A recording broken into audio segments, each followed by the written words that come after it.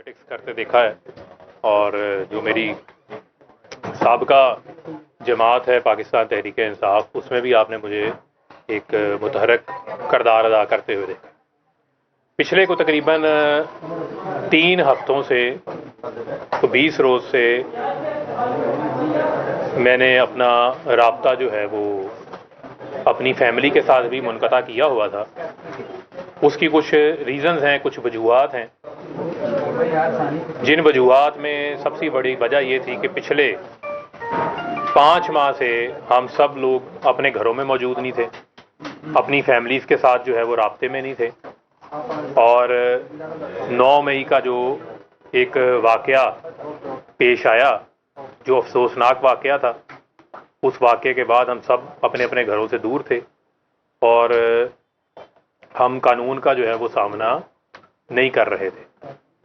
लेकिन उन 5 माह के दौरान एक मुसलसल माइंड के अंदर, दिमाग के अंदर जो है वो एक सोच मौजूद थी कि जो पॉलिटिक्स, जो सियासत हम कर रहे हैं, क्या इसी पॉलिटिक्स के लिए मैं 2008 में मैंने पंजाब यूनिवर्सिटी में बतौर स्टूडेंट रहनुमा के तौर के ऊपर अपनी सियासी जदोजहद का जो है वो आगाज़ किया था।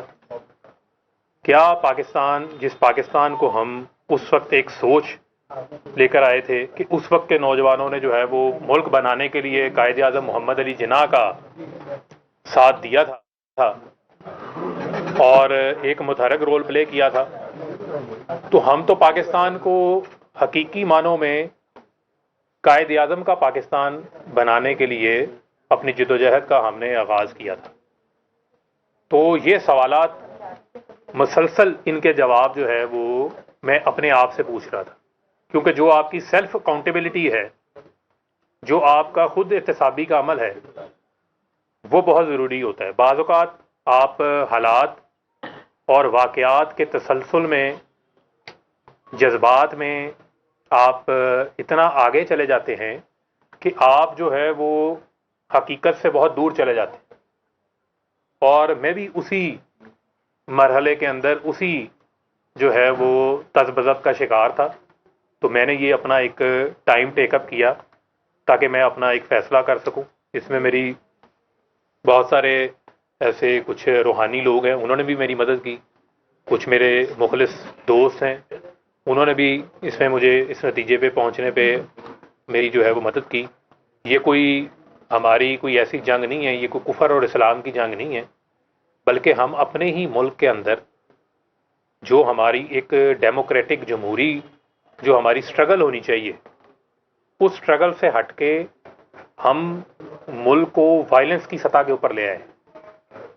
और जो हमारा मकसद था कि मुल्क को हमने कायदे आज़म का पाकिस्तान बनाना है, वो कायदे आज़म के पाकिस्तान से हम दूर हट गए। और मैं उस पर भी आऊँगा कि उसकी क्या वजूहात थी, क्या रीज़न थी। मसलन 9 अप्रैल को 2022 को वोट ऑफ नो कॉन्फिडेंस हो जाता है। वोट ऑफ नो कॉन्फिडेंस हुआ, सियासी गेमिक्स होती हैं, सियासत के अंदर गेमिक्स होती हैं। इमरान खान साहब ने भी की हैं, अगर किसी और ने भी की हैं, तो उन्होंने नो कॉन्फिडेंस हुआ आईनी तरीके से। आइन में मौजूद है कि आपके पास अगर अक्सरियत नहीं है तो आप वोट ऑफ नो कॉन्फिडेंस से आपको हटा दिया जाएगा। लेकिन उस वोट ऑफ नो कॉन्फिडेंस के बाद ना हमें चैन से बैठने दिया गया जो पार्टी के ओहदेदारान थे, ना पार्टी के वर्करों को, ना ही जो पाकिस्तान की आवाम है। यानी कि एक जो मेरे मुताबिक, मेरी सोच के मुताबिक एक डेमोक्रेटिक स्ट्रगल होनी चाहिए थी कि ठीक है, आपको अगर 3.5 साल मौका मिला, आप हट गए हैं, आप आईनी तरीके से हटे हैं, आप इंतज़ार करें, आप इंतखाबात का इंतज़ार करें। इंतखाबात आएंगे, आपको मौका मिल जाएगा। लेकिन आपने जो रास्ता इख्तियार कर लिया, वो रास्ता आपने जो है वो पुरअमन मज़ाहमत की बजाय जो है वो आपने पुरतशद्दुद मज़ाहमत का रास्ता इख्तियार कर लिया, जो कि कम अज़ कम मेरे जैसे जो नौजवान हैं, जिनको इमरान खान साहब ने, जब इंसाफ स्टूडेंट्स फेडरेशन की बुनियाद रखी जा रही थी, और यहाँ बहुत सारे सहाफ़ी ऐसे बैठे हैं जिनको इस चीज़ का इल्म है, उन्होंने हमें देखा है कि हम तो खुद मार खा लेते रहे हैं, लेकिन हमने پرتشدد مزاحمت اختیار نہیں کی تھی. ہم پرامن پیغام اسٹوڈنٹس کو ممبرشپ کیمپس لگا کر یونیورسٹیز میں ہاسٹلز میں ان کو دیا کرتے تھے. یعنی کہ مجھے یہ خود پتا ہے کہ ہم نے 24 گھنٹے 48 گھنٹے ہم لوگ اتنا دیوانہ آور کام کرتے تھے کہ ہم نے کھانا نہیں کھاتے تھے. ہم 40 دن 50 روز میں فیصل آباد اپنے گھر نہیں جاتا تھا, اپنی فیملی سے میری ملاقات نہیں ہوتی تھی. اتنا جنون کے تحت ہم کام کر رہے ہوتے تھے. ہم تو 2008 میں اس وقت کام کر رہے تھے جب لوگ ہم سے پوچھتے تھے کہ پی ٹی آئی ہے کیا, آپ سے ممبرشپ لیں گے تو اس ممبرشپ کا ہمیں کیا فائدہ ہوگا. ہم نے دنوں میں یونیورسٹیز میں کام کرنا, رات کو جا کے لاہور کے ہاسٹلز کے اندر ڈور ناکنگ کر کے اسٹوڈنٹس کو ممبر بنانا, ان کو کنونس کرنا. لیکن اس وقت ہمارا پیغام کیا تھا؟ ہمارا پیغام تھا قائد اعظم کا پاکستان. ہمارا جو پیغام تھا وہ پیغام تھا نان وائلنٹ. جو پی ٹی آئی ہے, جو انصاف اسٹوڈنٹس فیڈریشن ہے, وہ نان وائلنٹ تحریک ہے. ایک F I R I S F کے اوپر نہیں ہے کوئی, کیونکہ ہم نے کبھی کوئی پرتشدد کارروائی کا حصہ ہی نہیں لیا تھا. لیکن وہ سٹرگل اگر آپ دیکھیں, اور اس کے بعد یہ 9 اپریل کے بعد کیا جو آگے کا مرحلہ ہے, اس مرحلے میں آپ نے لوگوں کو کیا پیغام دیا کہ آپ سڑکوں پہ نکلیں, آپ روڈز بلاک کریں, آپ مزاحمت کریں, آپ وائلنس کریں. اور اس وائلنس کے نتیجے میں ایک مسلسل مائنڈ سیٹ, ایک پیغام دیا جاتا رہا, جہاں پر جو انوسینٹ لوگ تھے وہ کلٹ فالوئنگ کے اندر ان کے مائنڈز کو جو ہے وہ ان کو ہائی جیک کیا گیا, اور ان کے دماغ میں مسلسل جو ہے وہ ایک جذبات بھڑکائے جاتے رہے کہ پتہ نہیں جو پاکستان کے ادارے ہیں وہ آپ کے خلاف کام کر رہے ہیں, وہ آپ کو پتہ نہیں پالیٹکس جو ہے وہ نہیں جو ہے وہ کرنے دینا چاہتے. مسلسل ایک نفرت کا جو پیغام تھا وہ بیج بویا جاتا رہا. جو وہ بات کرتے ہیں پروپیگنڈے کی, جو فتنے کی بات کرتے ہیں, وہ اصل فتنہ کیا ہے؟ وہ یہی ہے کہ آپ لوگوں کا 24 گھنٹے آپ ٹی وی پہ بیٹھ کے پیچھے پاکستان کا پرچم پڑا ہے. آپ لوگوں کو پاکستان کے اندر نواب نصر اللہ خان نے بھی تو پالیٹکس کی ہے نا. پاکستان کے اندر جو ہے بہت سارے لوگوں نے صبر کے ساتھ اپنے وقت کا, اپنی باری کا انتظار کیا ہے. آپ سے لوگ کیا ایکسپیکٹ کرتے؟ آپ کو سے لوگ یہ ایکسپیکٹ کرتے تھے کہ آپ انہیں لیڈ کریں, آپ انہیں پرامن جدوجہد کی طرف لے کے جائیں. اور پرامن جدوجہد کا نتیجہ تھا کہ آپ ان کو اپنی سپورٹ کو بیلٹ پہ لے کے جاتے. آپ بیلٹ کی بجائے آپ کہہ رہے تھے کہ بلٹ کا راستہ اختیار کر لیں. بیلٹ کی بجائے آپ یہ کہہ رہے تھے کہ آپ اپنے ہی اداروں کے اوپر چڑھ دوڑیں. اور یہ ایک مسلسل مائنڈ سیٹ تھا. یعنی میں ایک مثال آپ کو دے دیتا ہوں, آپ لوگوں نے کور کیا ہے 14 مارچ کا انسیڈنٹ تھا زمان پارک کا. 24 گھنٹے مزاحمت ہوتی رہی. اس میں بجائے کہ پولیٹیکل لیڈرز گھروں سے گرفتار ہوتے ہیں, ماضی میں بھی ہوئے ہیں, لوگوں نے سالہ جیل کاٹی ہے. اگر آپ نیلسن منڈیلا کی مثال دیتے ہیں, 28 سال اس نے جیل کاٹی ہے, تو نیلسن منڈیلا نے کیا جو ہے وہ لٹھا بردار فورسز بنا لی تھی؟ کیا آپ اپنی یوتھ کو یہ بتا رہے تھے کہ پٹرول بم بنا کے پٹرول بم جلاؤ؟ یا آپ پرامن طریقے سے اپنے پیغام کو اتنا سٹرونگ کرتے ہیں, آپ جمہوری انداز سے چیزوں کو لے کے چلتے ہیں کہ آپ اپنا الٹیمیٹ ٹارگٹ جو ہے وہ اچیو کر لیتے ہیں. لیکن 14 مارچ کو مثلا ایک وارنٹ آیا نا, ایک عدالت نے بلایا, اگر آپ کو پولیس گرفتار کرنے آ گئی ہے واٹ ایور, آپ اس کی ڈیٹیل میں نہ جائیں. آپ نے بظاہر بیگ بھی تیار کیا ہوا ہے, لیکن ساتھ میں آپ یہ بھی چاہ رہے ہیں کہ باہر لوگ مزاحمت بھی کریں. اور اس مزاحمت کے نتیجے میں کتنے لوگ املاک کو نقصان پہنچا, کتنے لوگ زخمی ہوئے, کتنے معصوم لوگوں کا نقصان ہوا, کسی بھی سائڈ سے ہوا. لیکن لیڈرشپ کی کیا ذمہ داری تھی؟ لیڈرشپ کی ذمہ داری تھی تدبر دکھانا. لیڈرشپ کی ذمہ داری تھی, عمران خان صاحب کی ذمہ داری تھی کہ وہ تدبر دکھاتے. عمران خان صاحب کی یہ ذمہ داری تھی, وہ ذمہ داری کا مظاہرہ کرتے. لیکن ذمہ داری کا مظاہرہ نہیں کیا. ان کو یہ تھا کہ لوگ میرے لیے باہر لڑیں. آپ کو تو یہ بھی نہیں پتا ہوگا کہ باہر کس کا سر پھٹ گیا, کس کی ٹانگ ٹوٹ گئی, کس کے ساتھ کیا ہوا. لیکن آپ کے لیے لوگ لڑیں, آپ نے گرفتار نہیں ہونا. اب اگر آپ کہنے کا مقصد یہ ہے کہ پھر مسلسل پیغام دیتے رہے, مجھے آج پکڑنے آ رہے ہیں, مجھے کل پکڑنے آ رہے ہیں, مجھے آج پکڑنے آ رہے ہیں, کل پکڑنے آ رہے ہیں. کیسز کی جو بھی صورتحال ہے, کورٹ آف لا تو موجود ہے نا پاکستان کے اندر. پاکستان کے اندر عدالتیں بھی موجود ہیں. انہی عدالتوں میں جو باقی اس وقت کی اپوزیشن تھی, جب ہماری حکومت تھی, انہوں نے بھی انہی کورٹوں میں اپنے کیسز کا سامنا کیا نا، ان کی ڈیٹیلز میں ہم نہیں جاتے، جیسا کیا ویسا کیا کیسے کیا، لیکن سامنا تو کیا نا۔ تو آپ کے پاس یہ راستہ تھا کہ آپ جب پاکستان ہے اس پاکستان میں آپ ڈنڈا اٹھا لیں۔ میں تو ڈنڈا اٹھانے کا مجھے تو آپ نے پیغام ہی نہیں دیا تھا، مجھے تو آپ نے یہ تربیت نہیں دی تھی۔ مجھے تو جس دن آپ نے کہا تھا ISF بنانی ہے تو آپ نے کہا تھا کہ اس وقت، اب میں نام نہیں لیتا تنظیم کا کیونکہ ان کو برا لگ جائے گا، کیونکہ بہت سارے لوگوں کو ابھی بھی بہت برا لگنا ہے، کیونکہ میں باتیں جو کر رہا ہوں وہ میں دل سے کر رہا ہوں، اور یہ میرے جذبات ہیں، جو میری سوچ ہے اس کا میں اظہار کر رہا ہوں۔ تو آپ کہتے تھے کہ جی وہ فلانی تنظیم کے ساتھ جنہوں نے 14 نومبر والے دن مجھے پکڑا تھا پنجاب یونیورسٹی میں، آپ نے وہ کام نہیں کرنا جو وہ کرتے ہیں اداروں کے اندر۔ تو آپ بھی پھر وہی کام کروانا چاہ رہے تھے اپنی یوتھ سے بھی، اپنی ISF سے بھی، اپنے باقی لوگوں سے بھی۔ اور 14 مئی، یہ جو 9 مئی کا جو واقعہ ہے، اس پہ آپ نے مسلسل لوگوں کی ذہن سازی کی، مسلسل لوگوں کی ذہن سازی کی، مسلسل لوگوں کو جو ہے وہ تیار کیا کہ لوگ اس حد تک پہنچ گئے کہ آپ کو گرفتار کیا، اور گرفتار کرتے ساتھ لوگ جو ہیں وہ لبرٹی جمع ہو جاتے ہیں۔ اب لوگ جب لبرٹی جمع ہو گئے ہیں، اس سے پہلے کتنے مظاہرے آپ کے کور کمانڈر ہاؤس کے باہر ہوتے رہے؟ میرا یہ سوال ہے کہ اس سے پہلے آپ کے کتنے مظاہرے کور کمانڈر ہاؤس کے باہر ہوئے، اس سے پہلے آپ کے کتنے مظاہرے کینٹ کے اندر ہوئے، کتنے مظاہرے آپ کے فوجی املاک کے سامنے ہوئے؟ لیکن اس دن چند لوگوں کو کیا خاص ہدایات تھی جن کا ہمیں نہیں پتا تھا، یعنی میرے لیے ان ایکسپیکٹڈ تھا۔ میں لاہور میں تھا، میری اس وقت طبیعت خراب تھی، جب گرفتاری ہوئی مجھے میری وائف نے مجھے بتایا کہ خان صاحب گرفتار ہو گئے۔ میں اس وقت سویا ہوا تھا دوائی کھا کے، میں اس دن ان کے ساتھ اسلام آباد بھی نہیں گیا، عموماً میں ساتھ جاتا تھا پیشیوں میں ان کے ساتھ۔ اس نے مجھے اطلاع دی، اور جب میں نے یہ دیکھا یہ حالات اس سطح کے اوپر کشیدہ ہو گئے، میں کسی بھی جگہ پہ نہیں گیا، میں ایون فیصل آباد میں نہیں گیا۔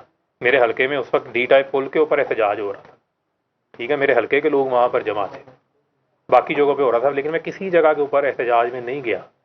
اور جو کچھ اس دن ہوا، جس طریقے سے ہوا، یہ انتہائی افسوسناک تھا، یہ انتہائی کنڈیمنیبل تھا، اور یہ پاکستان کی تاریخ کے اندر ایک سیاہ واقعے کے طور کے اوپر جو ہے اس کو یاد رکھا جائے گا کہ کس طریقے سے آپ نے چیزوں کو، ایک مائنڈ سیٹ کو ایک ایسے بوائلنگ پوائنٹ کے اوپر پہنچا دیا کہ لوگ اپنی افواج کے خلاف لڑنے نکل پڑے۔ آپ 2 منٹ کے لیے تصور کر لیں، 2 منٹ کے لیے، کہ آپ آج افواج پاکستان کا جو تصور ہے وہ آپ کے ملک کی سیکیورٹی ہوریزون سے آپ ہٹا دیں، اور آپ دیکھ لیں کہ بھارت جو ہے وہ خونی دانت نکال کر بیٹھا ہوا ہے، پاکستان کو کس دن وہ دبوچے۔ آج اس کی جرت کیوں نہیں پڑتی؟ پاکستان کے اندر دہشت گردی کا کلا کما کس نے کیا؟ ہمارے جوانوں نے قربانیاں دی ہیں، 5000 جوان جو ہیں وہ شہید ہوئے ہیں۔ اب تک ہمارے جوان جو ہے وہ دہشت گردی میں ملک کو امن دینے کے لیے جو ہم سب چین سے سوتے ہیں، وہ افواج پاکستان کی وجہ سے۔ ملک کے اندر کسی بھی وقت کوئی بھی ایسا معاملہ ہو جاتا ہے، کوئی سیلاب آ جاتا ہے، کوئی آفت آ جاتی ہے، ایون آپ کووڈ دیکھ لیں، کووڈ-19 دیکھ لیں، یار آپ خود تعریفیں کرتے ہیں افواج پاکستان کی کہ جو ان کا کردار جو بنی ہوئی تھی، نیشنل کمانڈ سینٹر جو بنا ہوا تھا، لیکن اس کے باوجود چونکہ آپ کو وزیر اعظم سے ہٹا دیا گیا، آپ کو ہٹائے جانے میں، آپ کو بچانے میں سپورٹ نہیں کیا گیا۔ ایک طرف آپ کہتے ہیں کہ آپ عوام کی سپورٹ سے آئے ہیں، ایک طرف آپ کہتے ہیں کہ آپ جمہوری لیڈر ہیں، دوسری جانب آپ کو پھر سپورٹ بھی چاہیے تھی۔ یعنی کہ ایک سیاسی لیڈر کا جو ٹیسٹ ہوتا ہے وہ اس کے انتخابات ہوتے ہیں، وہ اس کی عوام ہوتی ہے۔ اور لیڈرشپ نے ہمیشہ، لیڈرشپ کا مطلب کیا ہوتا ہے کہ اس نے ویژن دینا ہوتا ہے، اس نے سوچ دینی ہوتی ہے۔ لیکن بدقسمتی سے خان صاحب جو ہے وہ وائلنس کو پروموٹ کرتے رہے۔ میں نے اس عمران خان کو جوائن نہیں کیا تھا جو وائلنس کا پروموٹر تھا، میں نے تو اس عمران خان کو جوائن کیا تھا جس نے ہمیں قائد اعظم کا پاکستان، نیا پاکستان، جس نے ہمیں جو ہے وہ معاشی اور معاشی انصاف، معاشرتی انصاف، جو سوشل جسٹس کے پیچھے جس نے ہمیں مدینہ کی ریاست کا ہمیں بتایا تھا۔ مدینہ کی ریاست کے اندر لوگوں کو اکسایا نہیں جاتا تھا کہ آپ جو ہے وہ اپنی ہی ریاست کے خلاف کھڑے ہو جائیں، آپ لڑنا شروع کر دیں۔ وقتی طور کے اوپر آپ کو مشکلات ہوتی ہیں، لیکن اللہ تعالیٰ یہ بھی تو کہتا ہے نا صبر کریں. صبر بھی تو کچھ چیز ہے, پیشنس بھی تو کچھ چیز ہے, لیکن صبر نہیں کیا. ملک کی اکانومی آپ دھرنے دیں, آپ سڑکیں بلاک کریں, جو مرضی کریں. جب انسٹیبلٹی ہوگی تو ملک کی اکانومی کوئی بھی آگے بیٹھ جائے, کوئی سے بڑا آپ لا کے کوئی سائنسدان بٹھا دیں, کوئی معیشت دان بٹھا دیں, کوئی بڑے سے بڑا آپ سیاستدان لا کے بٹھا دیں, وہ ملک آگے نہیں چل سکتا. پاکستان جیسے ملک اس طرح آگے نہیں چل سکتے جس طرح یہ کام کیا گیا. اس کے علاوہ دو چیزیں بڑی اور اہم ہیں. سائفر کا معاملہ, سائفر آ گیا جی. مجھے آپ یہ بتائیں, نیشنل سیکیورٹی کونسل کی جو ہے وہ میٹنگ کی پہلی صدارت جو ہے وہ کس نے کی؟ وزیر اعظم تو عمران خان تھے. میں اس کمیٹی کا حصہ نہیں تھا, لیکن ہماری پارٹی کے اور لوگ وفاقی وزراء اس کمیٹی کے اندر بیٹھے تھے. آج ان میں سے میرے خیال میں شاید ایک آدھے کے علاوہ باقی سب چھوڑ چکے ہوئے ہیں.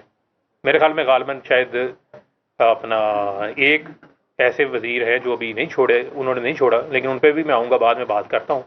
باقی سب تو چھوڑ گئے. شیریں مزاری بھی تھیں اس میں, فواد چودھری بھی اس وقت بیٹھے ہوئے تھے, پرویز خٹک بھی بیٹھے ہوئے تھے, یہ سب چھوڑ گئے. اب اس میں اس وقت کے ڈی جی آئی بھی بیٹھے تھے, اس وقت کے چیف آف آرمی اسٹاف بھی بیٹھے تھے, نیول چیف بھی بیٹھے تھے, ایئر چیف بھی بیٹھے تھے, سیکرٹری خارجہ بھی بیٹھے تھے, فارن منسٹر بھی اس وقت موجود تھے. جب آپ کی سربراہی میں نیشنل سیکیورٹی کونسل کی کمیٹی کی میٹنگ ہو رہی ہو, سائفر اس میں زیر بحث ہے, لیکن اس کا مشترکہ اعلامیہ یہ جاری ہوتا ہے کہ یہ مداخلت ہے, یہ انٹرفیرنس ہے, یہ کانسپیرسی نہیں ہے, یہ سازش نہیں ہے. اس کا مطلب ہے کہ آپ نے اس کمیٹی میں سب پہلوؤں کو ڈسکس کیا ہوگا, جس میں بعد میں ہم نے بیانیہ بنایا کہ جی فلانا جا کے فلانے سفارتکار کو مل رہا تھا, فلانا سفارتکار فلانے کو مل رہا تھا.